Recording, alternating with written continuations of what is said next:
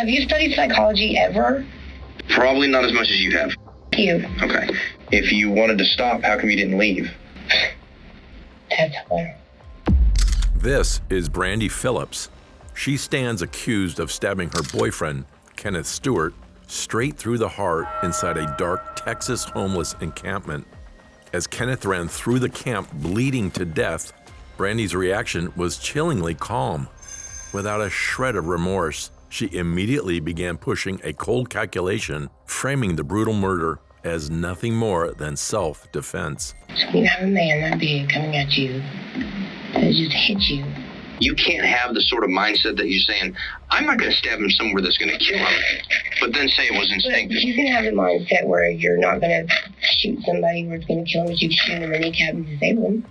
Inside the interrogation room, Brandy refuses to play the grieving victim. Instead, her arrogant mockery sparks a masterclass in psychological warfare, one that will completely backfire, turning her own words into her ultimate downfall. I'm breathing, because I'm not going to say something stupid.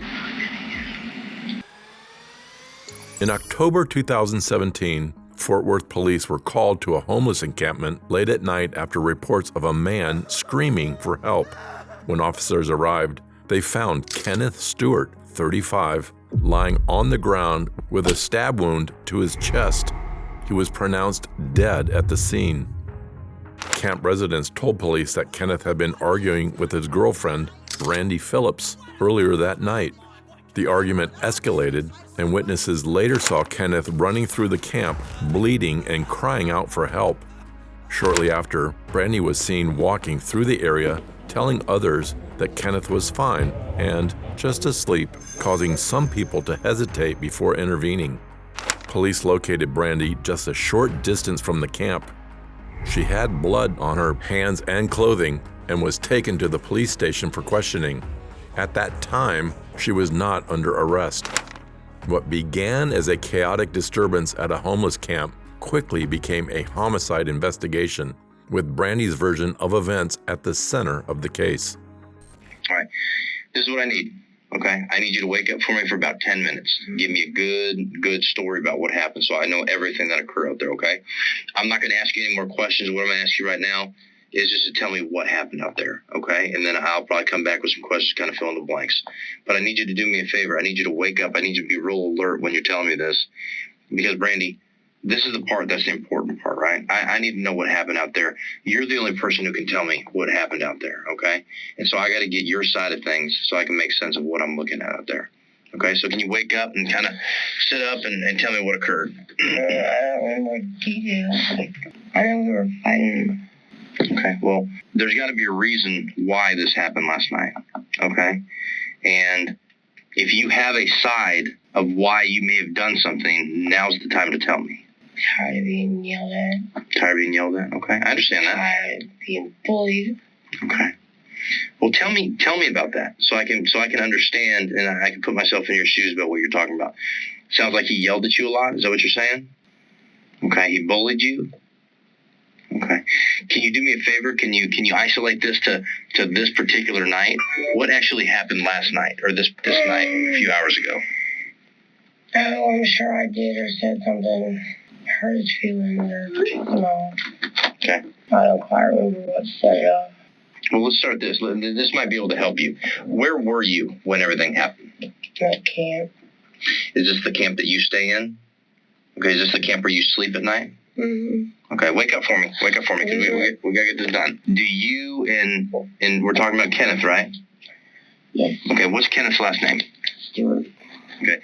How long have you been with Kenneth? I guess off and on since February. Okay, what's his birthday? Did you love him? I do love him, yeah. You do? Okay. And so, last night, you guys were in your camp. Now, I saw your camp. I saw that area, okay? It looks like it's got a bunch of tarps around it. Does that make sense, right? Curtains, tarps, whatever. Where exactly were you when this argument started? There was by the mattress. bed. Okay. Is there actually a mattress over there? Okay, it's not a makeshift mattress. It's a real mattress? Okay. Were you guys already going to bed? Were you awake? What was going on? Going to bed. You were going to bed. And then you're in bed, you're going to bed. Tell me what occurs. I don't remember what the argument was about. Okay. He was yelling at me, probably on that. We've been drinking a little bit. Okay. Nobody was drunk, not like we didn't drink that much.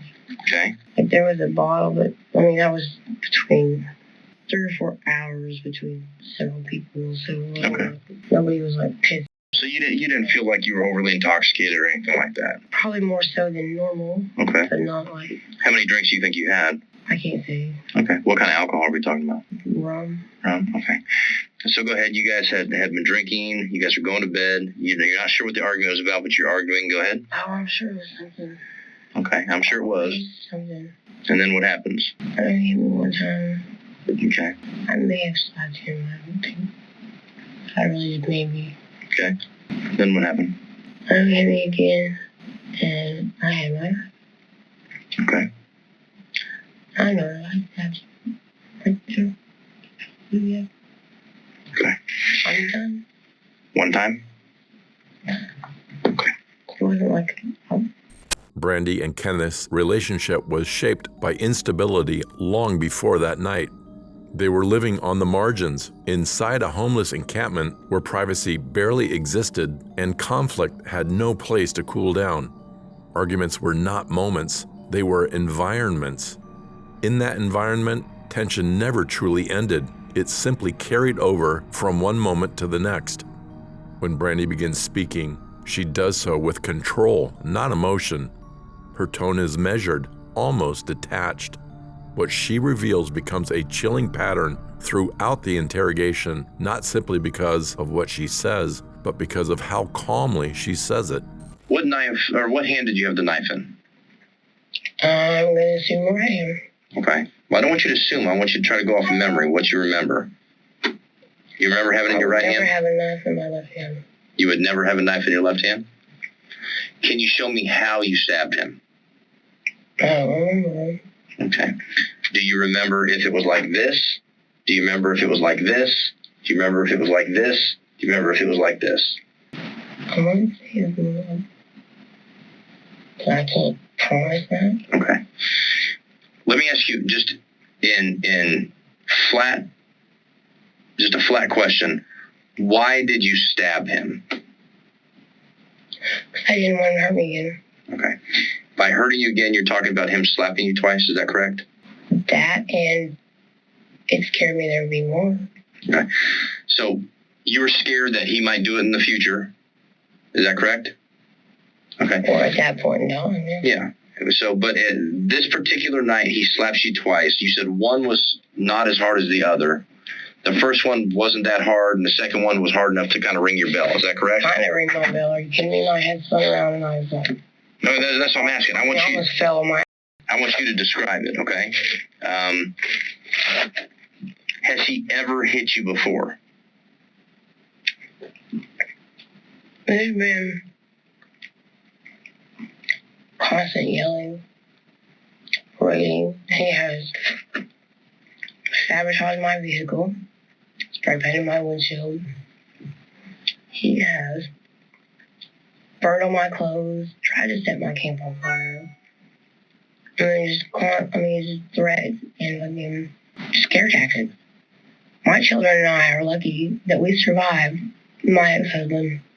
And I still suffer from the injuries that my ex-husband has done to me.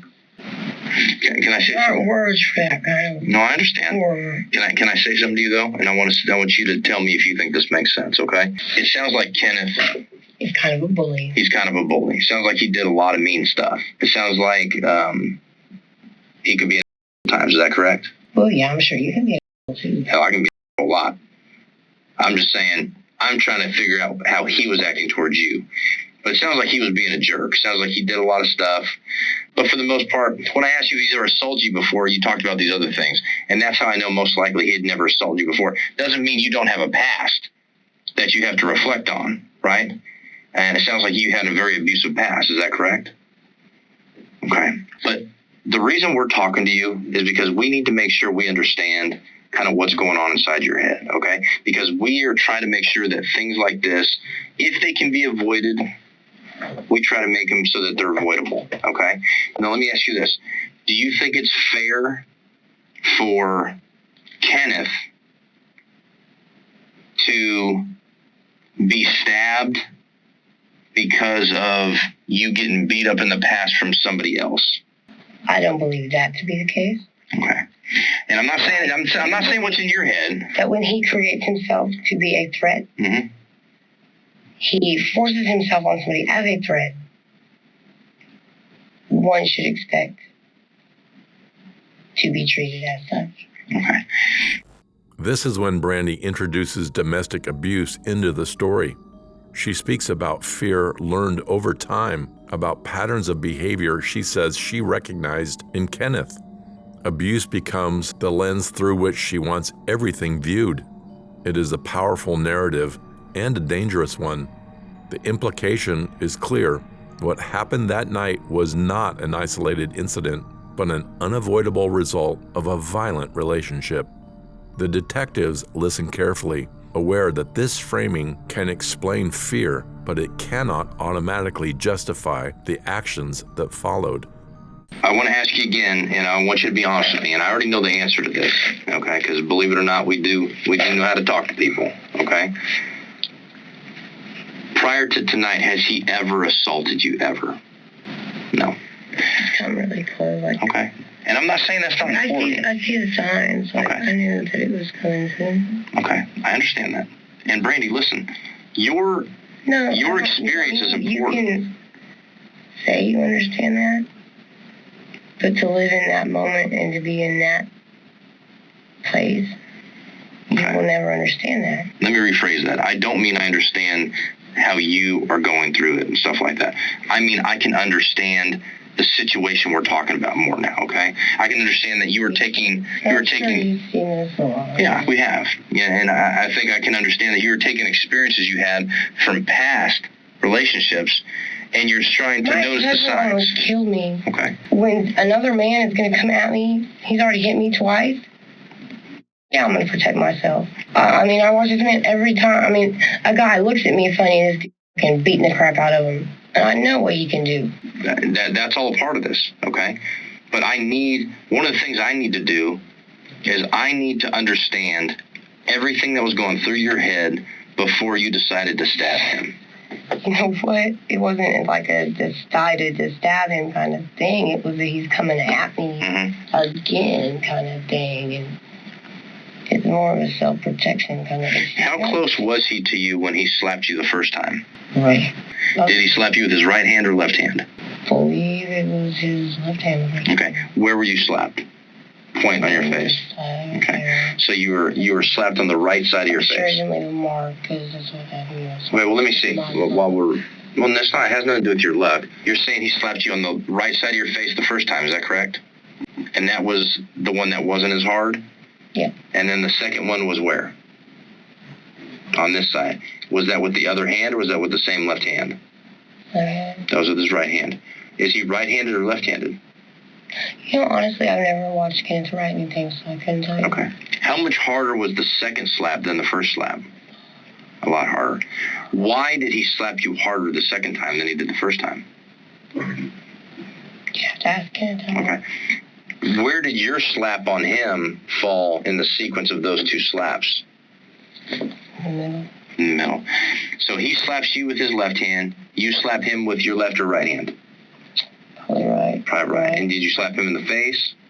Okay. So he slaps you in the left. You slap him with the right. Which I shouldn't have slapped him in the beginning. Well, hang on. I'm not here. I did not hit him there as hard as I know he hit me. Okay. I'm not capable of hitting him that hard.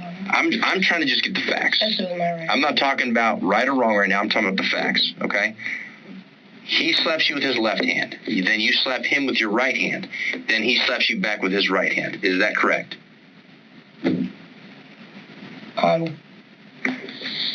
90% sure. Okay. Now let me ask you this.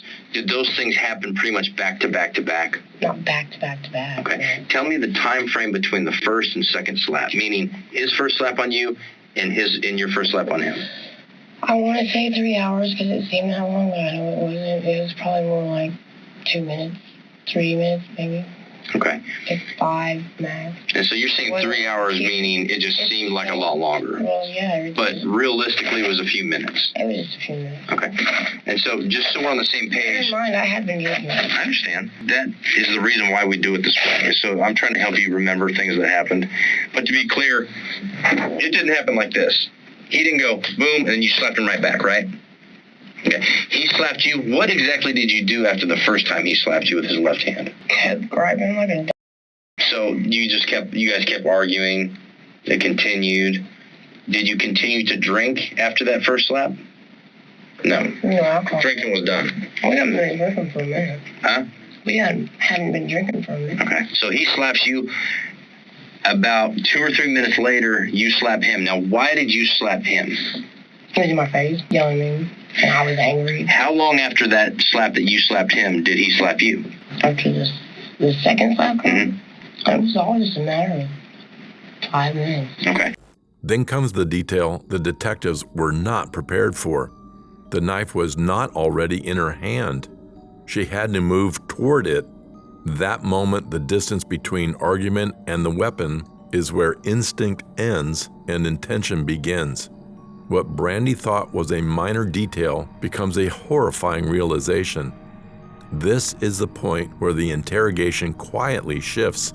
The detectives understand they have uncovered something deeply consequential. Okay. Let me ask you this, because they're going to ask me this. And what I mean by they is the people who are going to make decisions on this, okay?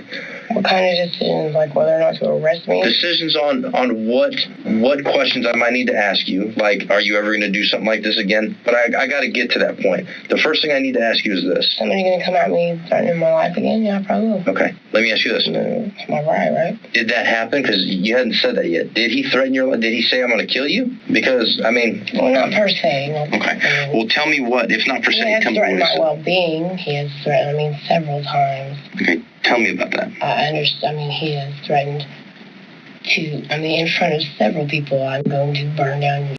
Really, So he can destroy my entire life, but because he didn't say he's going to kill me. No, I didn't say that. That makes it okay. I'm not saying it's okay.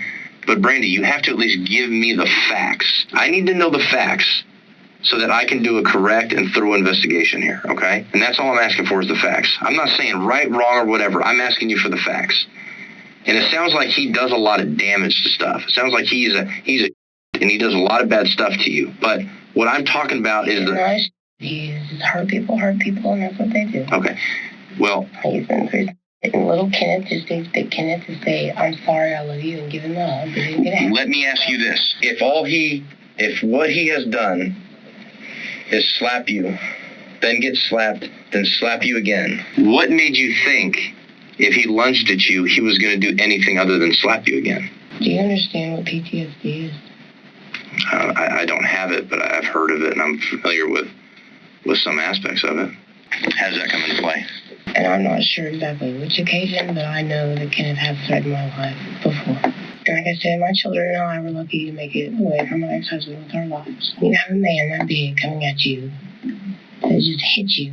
You kind of don't think about it. You just put you in a place you don't want to be. Is it fair to say, though, that you stabbed him because he slapped you? I did not stab him because he slapped me. You stabbed him because you were afraid he was going to slap you again? Slap me? He knocked the out of me. Good. It wasn't a slap. A slap is what you do in a fight. Okay. Well, I'm trying to get you to explain to me what happened. Out of me. Okay. Did he knock you down? Damn near. I spun my head around. I saw sorry. My head still hurts. So no, perhaps I was worried he was going to do worse. And that's what I'm asking. If you thought he was going to do worse, explain to me why you thought he was going to do worse. That's what I like to do. Okay. But you're going off of what had happened in the past, is that correct? You're talking about other people. I want to talk about what Kenneth has done. And it seems like Kenneth yells a lot. He does a lot of bad stuff. And I'm not saying that's not bad. I'm not saying he dismissed Kevin did that. not start hitting me to get me. We weren't on our first date, and he just reached over and smacked the out of me. It progresses. Okay. Fear, as Brandy describes it, is no longer immediate. It becomes predictive. She justifies her actions not by what is happening, but by what she believed might happen next. This shift is shocking because it reframes violence as prevention rather than reaction. That line of reasoning is dangerous. It suggests that belief alone can justify deadly force. The detectives recognize this as a crucial turning point. I have to answer to individuals who are going to look at this case, and they're going to ask them anything they want to know. But they're going to ask me because I'm the one investigating this. Okay. They ask a couple things. One, did the person feel like they were in fear? Yes. For their lives to the point where they had to use deadly force? That wasn't deadly force. If I wanted to kill him, I would have stabbed him in the heart. Okay. So is it fair to say you didn't try to kill him? Trying to kill him, I was trying to stop him. Can I ask you this? If you wanted to stop, how come you didn't leave? That's hilarious. Well, tell me why. Why is that hilarious? Go to these DV shelters around here. I don't know if there are any. I don't know forwards like that, but I'm pretty sure that you can go ask any of those women, why don't you just leave? They hunt you down. Okay. It doesn't stop. Kenneth will stand there in front of anybody, anywhere, anytime, yell at me, call me names. He has sabotaged my truck. He spray painted a note, just a note, on my windshield. That's what they do. There's no just leaving. I understand that. He me like everywhere, like bothers everybody about where I am. If I am. Okay. What's the matter? How long have you been with Kenneth? Off and on since February. Okay. In that time, how many times has he assaulted you? I've already answered that question. Twice, tonight, right? Or last night. I guess my question to you is this. Why did you think, after being with him since February, did you think he was going to hurt you enough to where you had to use deadly force on him? I'm sorry, I can't believe that that's considered deadly force. Well, I consider it deadly force that he used anything on me, because if you see Kenneth, he is stacked. I mean, to me, him hitting me the way he did was deadly force. Okay. If you want to take it that route. Well, no, that's why I'm here asking you. I'm 5'3". I weigh a bill 20, 35, maybe. I've been sick anyway. Him coming at me like that, to me, is threatening my life. To be clear, granted, he's not everybody that has hurt me in my past, but based on past experiences, what do you expect me to do? Well, I mean, I'm not saying all those women that are laying there dead because they didn't. Okay, I understand that. Have a knife. But you have to understand something. We can't just give carte blanche to all women to stab people, okay? Let me explain deadly force to you, okay? A knife is considered a deadly object when it's used in a certain way. You understand that a knife can cut, right? You understand that a knife could cause serious bodily injury. What I mean by that is... That's the reason I carry a knife. Okay, it's exactly. It's to protect yourself, right? Now, to protect myself from situations such as this. Okay, I understand that. But you have to understand, we have to articulate why you did what you did. And if we can't do that, then people are going to have questions. I don't want people to have questions about this. I want to be able to answer their questions so that they don't come back and say, well, why did she do this? Well, why did she do this? Well, how come you didn't ask her this? I want to get this all out on the table so we know exactly what happened. Okay? Now, the one thing that's sticking out in my head is, are we looking at a scenario where you got pissed off because he was yelling at you and he had hit you and you thought enough was enough and you stabbed him? Now, you stabbed him for a couple reasons. You got tired of him yelling at you. You got tired of him slapping you. Or did you stab him because you just wanted to flat out kill him? Hell no. Okay. So you stabbed him. I kill bugs, dude. Okay. I cry if I step on a bug on accident. I don't want to hurt people. I don't like to hurt people. But you understand, if you stab somebody, no matter where you stab them, there's a possibility they could die. You understand that, right? I do. Okay. And so... I'm also a genius. And that's one reason I did not stab him anywhere. I thought that it was actually going to kill us. So you thought that much about it to not stab him in the heart, right? That honestly seems to be more instinctive. I really didn't think about it while I was doing it. It wasn't like, well, it wasn't like that. Okay, that's what I'm talking about. It can't be both. It can't be both. You can't have the sort of mindset that you're saying, I'm not going to stab him somewhere that's going to kill him, but then say it was instinctive. But you can have the mindset where you're not going to shoot somebody where it's going to kill him, but you can shoot him in the kneecap and disable him. If I decided to do that, yeah, that would be a conscious decision to do that. And I'm asking you, was this a conscious decision not to stab him in the heart because you didn't want to kill him? Or was this just instinctive and you just stabbed him because he lunged at you? Because those are not the same thing. Instinctively, I stabbed him because he was coming at me. And also instinctively, God knows that I wouldn't want to ever have to live with killing somebody. So I aimed where I wouldn't. Okay. It wasn't a thought process in my head. Well, it is. It wasn't, it wasn't at that time. It doesn't have to be. It's an instinct, dude. No. Now the interrogation becomes a struggle for authority. Brandy argues as though her experience grants her moral clarity. She speaks confidently, at times almost dismissively, as if she understands violence better than the people questioning her. This is where her belief that she is smarter than the detectives becomes unmistakable, but the detectives remain anchored to evidence. No weapon, no active attack, no immediate threat. This is the moment Brandy appears to realize her own statements may be creating serious problems for her. By the final moments, the energy in the room has shifted. The back and forth slows. Brandy's resistance gradually gives way to withdrawal. She no longer argues to win. She argues to protect what remains of her version of events. The interrogation does not end with clarity or resolution, but with a quiet understanding that the story she tried to control now exists beyond her words. In the end, it was not confidence or intelligence that defined this interrogation, but the limits of how long a story can withstand the truth. After the investigation, Brandy Nicole Phillips was formally charged with the murder of Kenneth Stewart. The case was built on witness statements from the encampment, physical evidence from the scene, and Brandy's recorded police interview in which she admitted to stabbing Kenneth. Before the case went to trial, Brandy Nicole Phillips agreed to a plea deal, avoiding a jury trial and the possibility of a longer prison sentence. She was sentenced to 7 years in prison and is currently serving her sentence within the Texas Department of Criminal Justice. With her sentencing complete, the case was officially closed.